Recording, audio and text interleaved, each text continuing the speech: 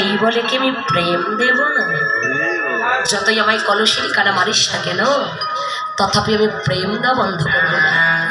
কলিযুগে যখন নিমাই পণ্ডিত এলে, সেদিন নিতাই দাদা ডেকে ডেকে বললেন, ভাই নিমাই, তুই তো নদিয়ায় যাচ্ছিস, নদিয়ায় গিয়ে যে হরি নাম নেবে তুই তাকেও দিবি, যে হরি নাম নেবে না তুই তাকেও দিবি।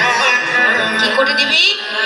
যে হরি নাম নেবে তাকে দিবি, আর যে কিছুতেই হরি নাম করতে চাইবে না, প্রথম তার দুটো হাতে ধরবে।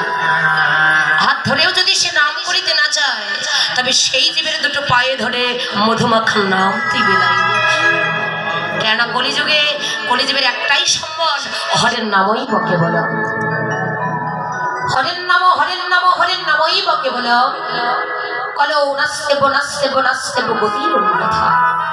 হে কলি হতে যে তোমরা হাতে করো গৃহকর্ম, মুখে বলো হরি, মানব জনম তোমার যাই হাতে গৃহকর্ম করো, আর বদনে সদা সর্বদা হরি নাম করো, কৃষ্ণ নাম।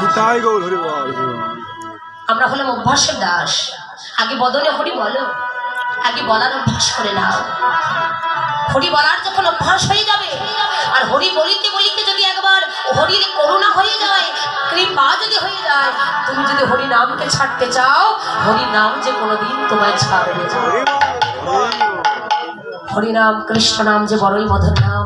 এই নামের বড্ড মহিমা আছে বাবা, নামের বড় শক্তি আছে, নামের বড় গুণ আছে বাবা।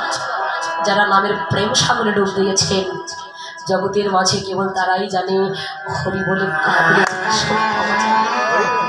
কৃষ্ণ বলে কাঁদলে যে কত আনন্দ পাওয়া যায়। তাই যদি না হবে বাবা, আগেরকার দিনে কয়েকটা পাড়া জুড়ে কয়েকটা এলাকা মিলে একটা হরিবসন হতো, আর এখন প্রতি ঘরে ঘরে হচ্ছে। কেন প্রতি ঘরে ঘরে হরিবসন হচ্ছে?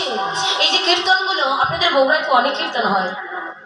আচ্ছা দেখবেন, এখানে অনেক যেমন ভক্তের বদন পরিচিত আছে, যেখানেই কীর্তন হোক না কেন তারা ছুটে যান, প্রতিদিন কীর্তন আস্বাদন করছেন।